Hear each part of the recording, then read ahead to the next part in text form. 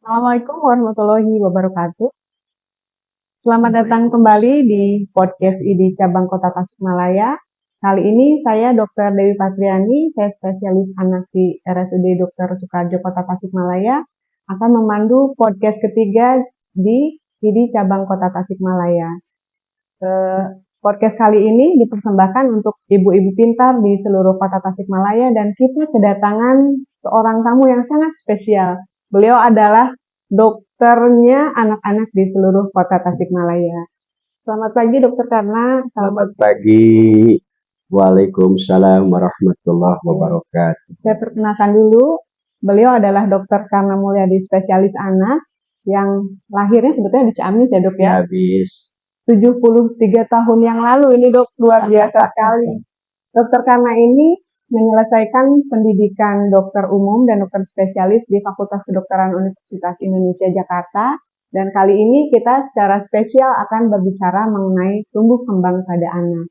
Nah, Dok, sebagai kita nih ya Dok, sebagai dokter anak, dan mungkin orang-orang tua juga harus tahu bahwa anak itu memiliki suatu ciri ya Dok, yang tidak dimiliki oleh orang tua atau orang dewasa, yaitu adalah bertumbuh dan berkembang. Nah, sebetulnya mengapa sih Dok kita perlu mengetahui tumbuh kembang pada anak ini Dok? Ya, jadi sebagai orang tua, khususnya ibu-ibu yang akan melahirkan, mempunyai anak, atau yang sudah, itu harus memahami betul bahwa kita itu akan berhadapan dengan seorang individu yang lain dibanding dengan orang dewasa. Ciri khas dari anak itu akan tumbuh dan berkembang di dalam 4 aspek. Yang pertama adalah fisik, yang kedua mental emosional, yang ketiga intelektual, yang keempat psikososial. Yang semuanya kita harus hantarkan anak supaya tumbuh dan berkembang mencapai potensi genetiknya, agar anak kita mencapai potensi genetiknya. Karena tumbuh kembang itu di samping nanti potensi genetik juga dipengaruhi oleh lingkungan. Seberapa jauh kita secara optimal membangun lingkungan supaya si individu anak kita itu mencapai potensi genetiknya secara optimal. Nah, mungkin ini yang perlu ibu-ibu ketahui, apa sih Dok bedanya pertumbuhan dan perkembangan Dok? Sama atau berbeda? Itu mungkin ibu-ibu di Kota Tasik ini ingin tahu Dok lebih banyak. Ya, jadi anak itu bukan orang dewasa yang kecil. Kita tahu bahwa anak itu tumbuh di dalam rahim dari benih ayah dan ibu, dari hari ke hari, minggu, bulan, kemudian lahir. Kita harus punya pemahaman yang baik tentang yang pertama bahwa akan terjadi pertumbuhan fisik. Pertumbuhan fisik dari hari ke hari, minggu, bulan, tahun. Tapi jangan lupa bukan hanya itu. Ada perkembangan. Yang namanya perkembangan itu kalau tadi fisik kita bisa ukur dengan antropometri, pengukuran panjang badan, tinggi badan, dan seterusnya. Tapi juga ada perkembangan dari waktu ke waktu. Seperti perkembangan psikososial, perkembangan mental emosional, dan juga intelektual. Yang masing-masing kita harus jaga sebaik mungkin, bangun lingkungan yang baik, supaya si anak itu dalam pas aktif secara bersamaan berkembang secara optimal. Jadi mungkin kalau pertumbuhan itu lebih ke sesuatu yang bisa diukur gitu ya Dok ya? Yang fisik bisa diukur dengan antropometri. Kalau yang non fisik ada alat ukur yang lain seperti untuk intelektual, kita juga punya metodologi untuk mengukur sampai sejauh mana intelektual anak itu mencapai target potensi genetiknya. Nah, ini dok, saya kalau ibu-ibu tuh kan suka apa ya dok, kepo kalau istilah sekarang, ingin tahu gitu ya dok. Nah, sebetulnya tahapan-tahapan perkembangan apa saja yang istilahnya sangat krusial untuk ibu-ibu ketahui dok. Misalnya di 6 bulan anak harus bisa apa, di umur setahun harus bisa apa. Mungkin ada tahapan perkembangan yang secara krusial harus diketahui ibu-ibu supaya kita lebih waspada. Apakah ini ada keterlambatan atau tidak? Sebetulnya di tahap mana sih dok kita bisa memahami itu gitu dok? Oke, Mendeteksi itu sendiri. kita secara dulu bahwa anak nanti akan tumbuh. Ada 3 hal penting paling tidak kalau si ibu melahirkan bayi yang harus menjadi perhatian khusus. Yang pertama tentang pengasuhan, yang kedua tentang imunisasi, yang ketiga tentang makan. Ini harus dipahami betul oleh seorang ibu. Nah, nanti kita bedakan antara ibu yang tidak bekerja dengan ibu yang bekerja. Bersamaan dengan itu akan menjadi sesuatu yang harus tetap ada solusi. Kenapa pengasuhan ini penting?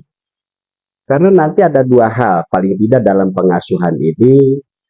Yang pertama bonding. Bonding hubungan antara si ibu dengan si bayi. Keterikatan batin.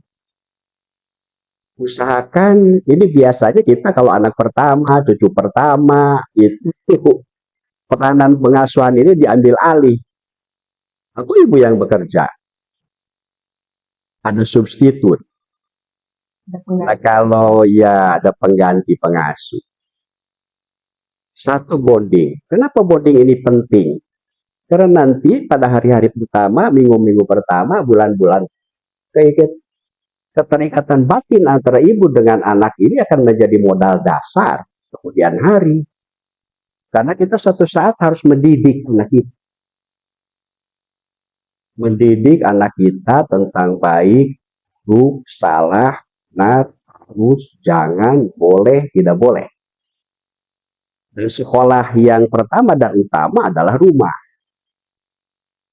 Bukan sekolah formal di luar, pergaulan, tapi yang pertama dan utama di rumah. Bagaimana si ibu, terutama dengan melalui pengasuhan ini, akan memberikan kepada anak itu bekal kemudian hari. Dan kalau misalnya saja bondingnya ini lemah, itu nanti kalau kata orang Sunda mau muasa ciduh metu, jantan putra teh anak kita itu banyak ngabalieur, cuek, acuh, lain dengan yang bondingnya kuat. Itu tentu sama orang tua akan patuh dan taat. Pertama, itu tentang pengasuhan, bonding. Melalui pengasuhan juga, basic trust, kepercayaan dasar akan berkembang. Kita harus penuhi kebutuhan primernya pada kesempatan pertama. Bayi yang baru lahir ini, kita mesti paham ini. Kalau ngerenghik, nangis, nih kenapa nih? Nangis nih, apa? Basah, barangkali aus mau minum, ataukah barangkali kedinginan mau diselimuti, atau barangkali sekedar mau digendong aja. Penuhi kebutuhan primernya pada kesempatan pertama. Kalau tidak, basic trust-nya jelek, kepercayaan dasarnya jelek, dia akan curigaan kepada orang lain. Hablum minanasnya akan jelek. Padahal kita hidup nanti ke depan akan berkelompok. Tidak mungkin kita hidup sendiri. Interaksi sosial dalam kerja kelompok akan sangat jelek karena akan sudon, curiga sama orang lain. Jantan tidak bisa dia membangun kelompok atau bahkan jadi pemimpin. Padahal kita ingin punya anak nanti yang mampu kompetisi, bersaing. atau barangkali luhur derajatnya, mulia kehidupannya, jadi pemimpin di dalam kelompok. Pengasuhan. Kedua, imunisasi. Bayi lahir dalam kandungan masih terlindung dengan air ketuban, dengan selaput ketuban, dinding rahim. Tapi begitu lahir, dia akan lemas dari ibunya. Dan ancaman penyakit bahaya itu sangat berusaha cegah dengan imunisasi. Dan ketiga, makan. Ini harus berhasil pada 1 tahun pertama kehidupan. Kalau enggak, membangun pola makan gagal, nanti akan terbawa-bawa misalnya. Dan ini adalah yang jantan cikal bakal, Dokter Dewi. Nanti masalah akan macam-macam. Itu tiga paling tidak dalam. Kalau kita punya bayi dalam, taruhlah 1 tahun pertama kehidupan, paling tidak ada 3 hal yang penting. Pengasuhan, imunisasi, proses belajar. Nah, ini sebetulnya dok, yang nomor 3 ini yang paling sulit. Ibu-ibu juga mungkin banyak mengalami mengenai sulitnya membangun pola makan pada anak. Nah, sebetulnya kita sebagai ibu, kemudian juga mungkin sebagai dokter anak, mungkin dokter anak bisa memberikan tips and tricks bagaimana sih membangun pola makan yang baik sedini mungkin pada anak ketika kita mulai memperkenalkan MPASI pada umur 6 bulan gitu ya. Iya.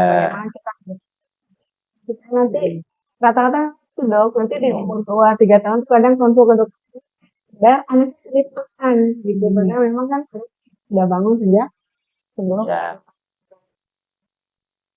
Dan membangun pola makan ini kita harus pahami bahwa makan itu adalah proses belajar. Yang namanya proses belajar itu harus ada guru, harus ada murid. Jadi guru ini yang nyuapin bisa ibu, bisa pengasuh. Muridnya ya si adik ini, bayi ini. Yang namanya proses belajar gagal hari ini, besok coba lagi, dan ada proses. Itu berarti periode kurun waktu, rentang waktu. Nah, biasanya 6 bulan pertama itu kan kebutuhan, karena kaidahnya kan supply and demand. Kita berikan karena memang si adik, bayi, butuh asupan yang akan menjadi modal dasar untuk tumbuh. Dan kebutuhan 6 bulan pertama itu kurang lebih bisa dipenuhi dari susu, baik air susu ibu ataupun yang ada indikasi dari susu formula. Nah, menjelang usia 6 bulan, itu si bayi sudah mulai membutuhkan nutrisi yang bukan hanya bersumber dari susu. Sehingga harus kita mulai dengan MP, makan pendamping. Jadi itu berarti susu dengan MP sama pentingnya nih. Harus perlakukan susu dengan MP sama penting. Kalau tadi 6 bulan pertama itu susu adalah prioritas nomor 1 sebagai sumber nutrisi, tapi menjelang usia 6 bulan, susu dan MP harus kita perlakukan sama pentingnya.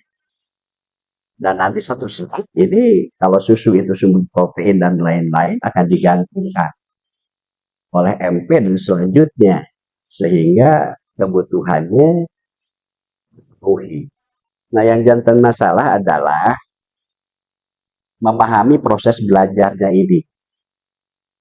Proses belajar itu kita sabar, Betul dok. Ibu tuh sangat sabar tuh. Iya, pohon. Dan ada 4 itu. Kalau mau rinci, lebih rinci nanti kapan kalau kita. Yang nomor terakhir itu harus benar, itu harus keadaan senyum yang baik, yang nyuapin ataupun dia yang disuapin. Tapi yang dokter dipaksa juga nggak mau, nggak boleh main paksa. Jantan dua-duanya harus nyaman, baik yang nyuapin ataupun juga yang disuapin. Nah, itu menarik ya dok, pembicaraan mengenai tumbuh kembang ini, dan kebanyakan ibu-ibu sekarang itu adalah ibu-ibu yang bekerja dok. Nah, Sekarang kembali ke masalah tadi, pengasuhan, kemudian pembangunan pola makan, itu kan kadang dokter karena tadi sendiri juga bilang ada substitut, gitu, ada pengganti, termasuk mungkin saya sendiri ya dok, ya, memakai pengasuh. Nah, Mungkin ada tips and trick atau saran dari dokter Kana. Ini khusus bagi ibu-ibu mungkin yang bekerja yang menitipkan anaknya ke pengasuh atau menitipkan anaknya ke daycare. Itu bagaimana supaya ibu-ibu juga tenang, aman, tapi anaknya juga tetap termonitor dengan baik. Ya, tentu saja zaman kiwari ini tidak berarti ibu tidak boleh bekerja. Yang jantan pegangan kita adalah manakala ibu pulang dari tempat kerja di mana ada peluang untuk kemudian ketemu si adik bayi kita, manfaatkan semaksimal mungkin. Jadi begitu pulang kantor, ibaratnya jangan dulu perhatian kepada yang lain. Begitu ketemu si adik, adu pandang, peluk cium.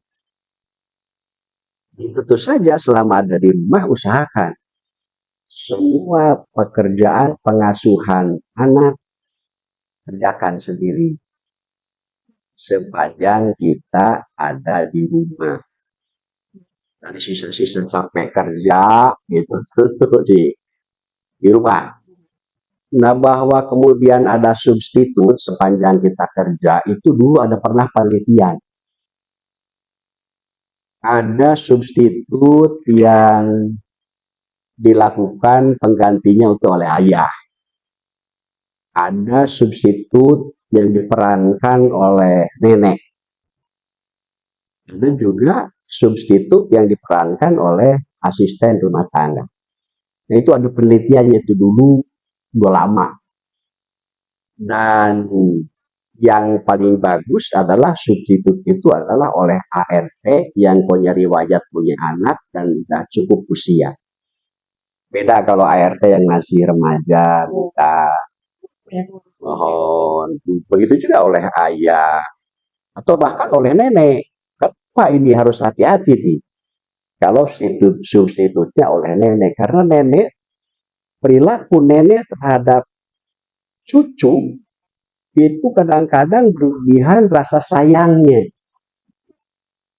Ini yang suka jantan masalah. Kalau berlebihan rasa sayangnya, artinya ceritanya bisa jadi, boleh jadi, nangis pun nggak boleh. Oke. Padahal kita kan kalau ke anak itu ada reward and punishment. Yang boleh, yang tidak boleh. Nah, kalau nenek itu cenderung Apa-apa boleh. apa boleh, nangis pun jangan. Nah, itu kalau jantan memang kita harus. Kemudian di tempat penitipan itu juga kita harus survei dulu, dilihat ya peran yang di tempat pengasuhan itu apakah sudah sesuai dengan ilmu asuhan nutrisi. Nah, ini ada satu kaidah yang disebut dengan asuhan nutrisi. Kalau asuhan nutrisi sudah kita pegang, itu kita insya Allah bisa mencegah masalah-masalah yang bisa timbul dalam lingkup nutrisi. Jadi itu saya kira penting bahwa ibu yang bekerja dalam situasi tertentu, ada bahkan yang anaknya dibawa ke tempat kerja.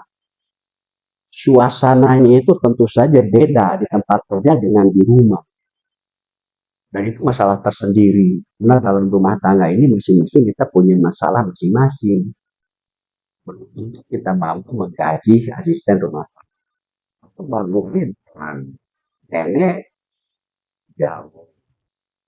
Nah, jadi itu kita harus pintar-pintar nanti di dalam membangun lingkungan tadi. Jadi ada potensi genetik, ada lingkungan. Supaya anak bagaimana bisa mencapai potensi genetiknya. Nah, lingkungan tempat kerja tentu saja beda dengan lingkungan rumah.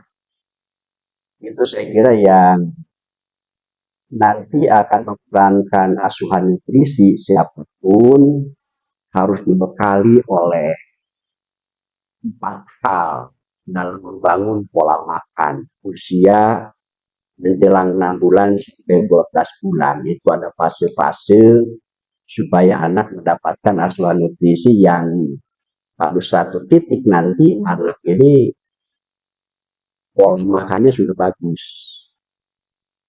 Dan tentu saja kalau pola makan bagus, insya Allah kalau si anaknya tidak memiliki penyakit bawaan, biasa menghindari kejadian sakit yang terlalu sering, dia akan tumbuh dan berkembang secara baik. Ini menarik ya dok. Jadi intinya ibu-ibu tuh sebetulnya tidak perlu khawatir ya dok. Yang bekerja kita tetap bisa membangun bonding, Oh iya, membangun basic trust. Karena kita tidak selalu berbicara mengenai kuantitas waktu ya dok. Waktu yang dihabiskan dengan anak, tapi juga kualitas. iya, Kita menghabiskan quality time kita ketika bersama anak. Jadi ini ibu-ibu yang bekerja juga tidak perlu khawatir. iya, Saya juga mengalami dok. Kami harus beradaptasi. Aduh, iya, kalau iya, ada mau dengan ibunya tapi ternyata alhamdulillah mesti kita membangun quality time yang baik dengan anak karena bonding dan basic trust itu bisa terjaga ya dok ya. Tadi mengenai pola nutrisi dok yang tadi dokter bilang ada 4 fase yang bisa yang dilewati oleh anak. Dokter mungkin bisa menjelaskan fase-fase untuk membangun pola makan ini mungkin nanti fase oral dan ya. Jadi sebetulnya secara psikososial itu kan ada fase oral 01 atau bahkan 02, ada fase anal 1 sampai 3, ada fase udival 3 sampai 6, fase laten 6, 7 sampai 12 tahun gitu. Jadi nah pada fase oral inilah barangkali kita harus belajar makan agar terbentuk pola makan pada usia 10 sampai 12 bulan. Paling lambat 1,5 tahun, 2 tahun. Ada yang baru ketemu dokter anak barangkali belum tahu ilmunya, ya udah, apalah. Jadi, nah kalau pola makan itu akan dibangun dengan 4 paling tidak. Pertama jadwal, kedua kandungan nutrisi dan bentuk penyajian, ketiga aman, keempat benar. Nah ini yang benar, ini yang sekarang banyak perubahan. Kalau dulu boleh ngasuh, nyuapin anak sambil naik odong-odong, naik delman, naik yang penting habis sih. yang penting habis. Mau 1 jam, mau 2 jam. Ternyata sekarang berubah. Itu hanya boleh 30 menit berhenti. 30 menit berhenti dan usahakan si adik ini duduk, dikasih mainan, dikasih juga piring dan biar acak-acakan gitu supaya nanti kita antar anak. 1 hari 1 saat mampu bisa makan sendiri untuk mandirian. Waktunya maksimal 30 menit, dilatih juga kemandirian, dan buatannya harus senyum. Kondisinya harus dibangun. Jadi harus terikut, jauhkan itu bahwa dokter dipaksa pun nggak boleh, nggak mau. Ya itu yang nggak boleh memang. Nah kemudian yang ketiga itu aman, artinya masak harus alat bersih, matang. Kemudian yang kedua tadi kandungan nutrisi dan penyajian. Yang pertama jadwal. Ini jadwal penting nih. Jadwal ini harus disinkronkan dengan siklus bangun dan tidur si adik. Kalau jadwal kita mau bangun jam 7, mau dikasih makan jam 7 pagi, nggak mungkin kalau anak terbiasa bangun jam 8. Jadi bagusnya kurang lebih 2 jam lah sebelum kita rencanakan untuk makan pertama, makan pagi, itu harus sudah bangun. Latih kan anak kita yang muslim itu tentu nanti akan sembahyang subuh dan sebagainya. Nah jadi 2 jam ini persiapan perut mesti kosong ini. Supaya nanti ada selera muncul pada saat yang makan. Kemudian yang kedua siang sekitar jam 12 barangkali. Yang ketiga ini kata ahli nutrisi ini ada hormon pertumbuhan yang beredarnya dilepaskan waktu tidur. Betul. Kebiasaan masyarakat ini makan sore yang ketiga. Iya. Padahal yang bagus itu adalah nempel di dekat dengan tidur. Jadi itu berarti harus sekitar, kalau boboknya jam 7 jam 8 ya sekitar jam 7 makan malam. Oleh karena nanti itu adek, usahakan jangan sampai tidur kadang-kadang jam 9, jam 10, jam 11. Kalau ditanya, dikaji ternyata bobok siangnya di atas jam 2. Ya. Kalau jam 2 belum bagus, nanti dia akan Tidurnya juga mundur ya dok. tidur. Oke, dan kita itu atur pokok. Dalam arti pokok kita kan kita makan pokok nasi. Oke, kalau lagi belajar makan barang TP ya. Pokok ekstra. Jadi jam 9.10 itu ada ekstra. Interval kurang lebih 2 jam. Jam 3-4 sore juga ada ekstra. Dalam arti kalau 6-8 itu masih nasi tim, taruhlah nasi tim saring, 8-10 nasi tim tanpa disaring, ya mulai umur 10 bulan kita sudah mulai belajar nasi. Belajar.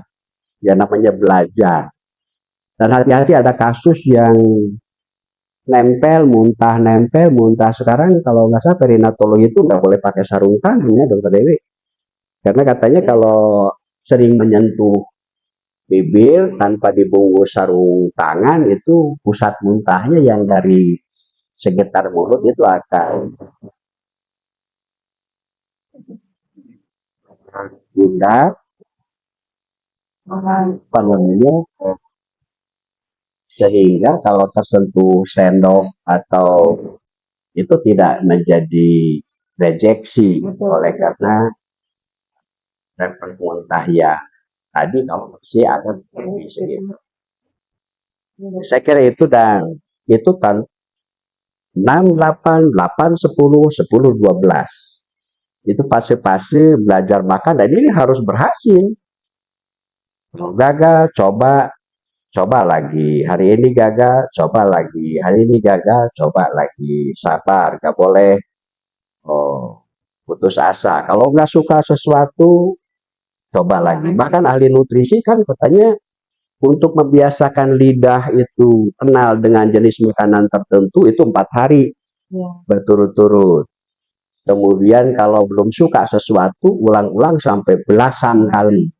Jangan itu saya kira yang tadi itu membangun pola makan, jadwal, bentuk penyajian dan kandungan nutrisi, aman, benar.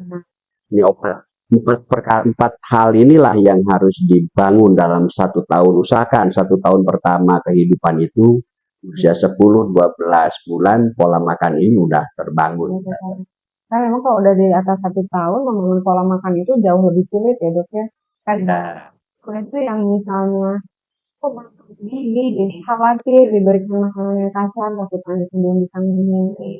Ada seperti itu yang mungkin menjadi ketidaktahuan dari orang tua, terutama mungkin orang tua yang anaknya baru susu dok. Iya, katanya itu makanan makin padat justru akan merangsang tumbuhnya gigi.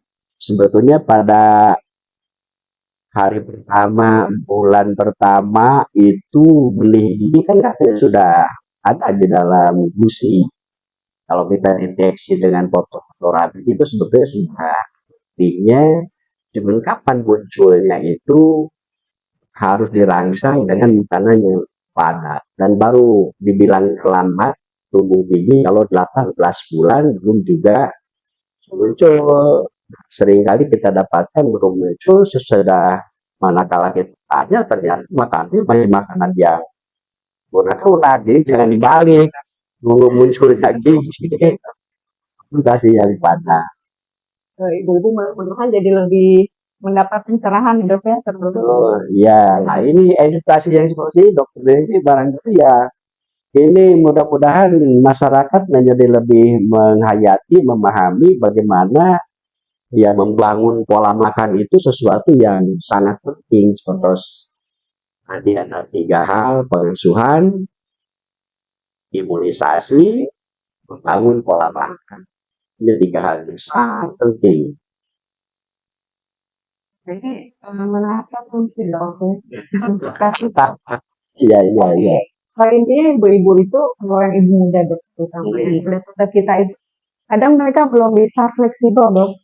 Pengen makan jam segini, tapi ternyata tadi dokter Kana bilang itu sangat customize, artinya sangat disinkronkan dengan terutama siklus tidur dari si anak. Sehingga yang penting kita mungkin lihat adalah jadwal pemberiannya ya dok ya, frekuensinya tetap dengan 3 kali makan utama ditambah dengan 2 kali snack atau selingan, dan tadi durasi serta tidak boleh ada distraksi ya dok. Jadi tidak boleh sambil main odong-odong.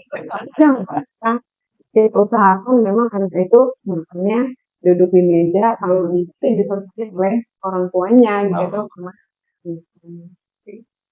Jadi ini sangat menarik dok, dan banyak hal yang bisa kita ambil. Mudah-mudahan sih nanti kita ada podcast lain ya dok, podcast selanjutnya yang membahas lebih dalam lagi, bisa mengenai organisasinya, mengenai bagaimana kita membentuk bagaimana kita membentuk pola makan yang jauh lebih spesifik gitu. Ya, sebetulnya Dokter Dewi, kita sebagai dokter anak sebetulnya mempunyai kewajiban moral untuk selalu mengedukasi masyarakat agar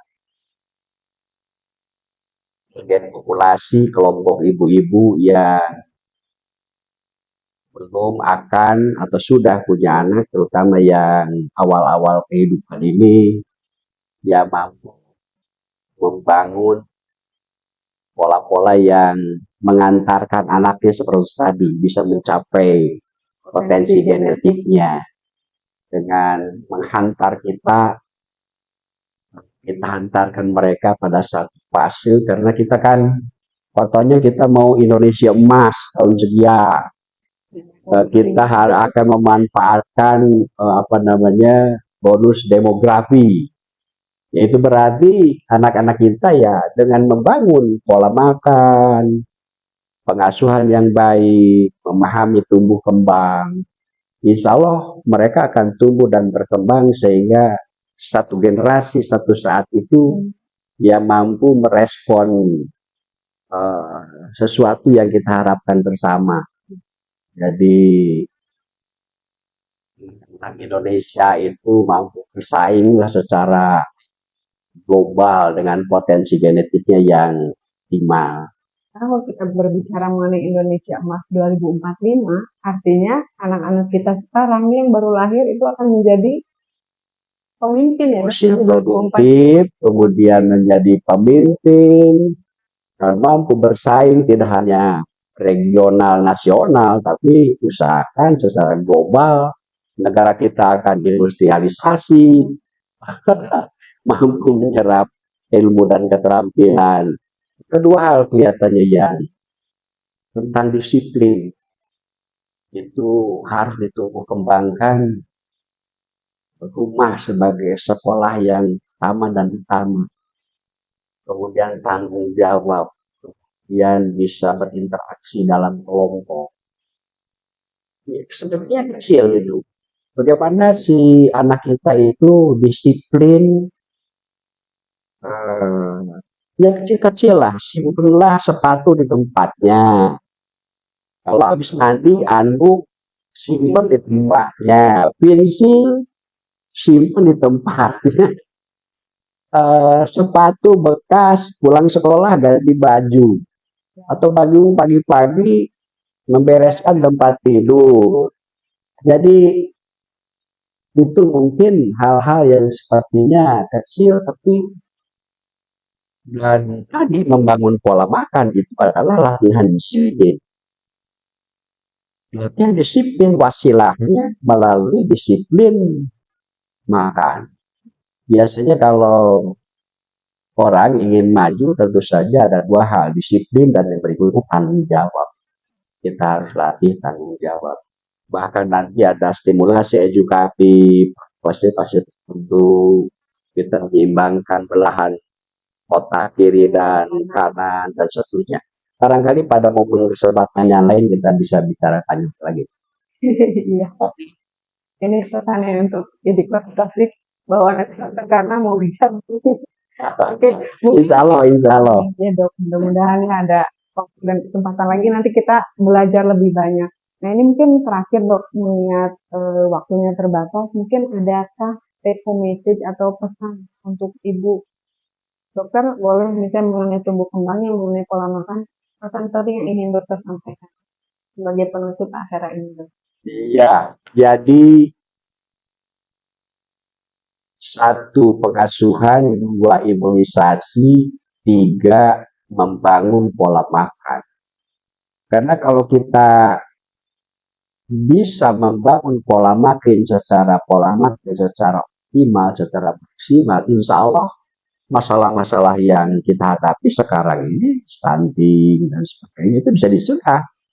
Justru itulah usaha kita supaya di samping untuk mencapai tumbuh dan berkembang secara maksimal, optimal juga bagaimana kita bisa mencegah yang sekarang tentu saja itu harus dengan membangun kebiasaan perilaku di masyarakat, bagaimana mengasuh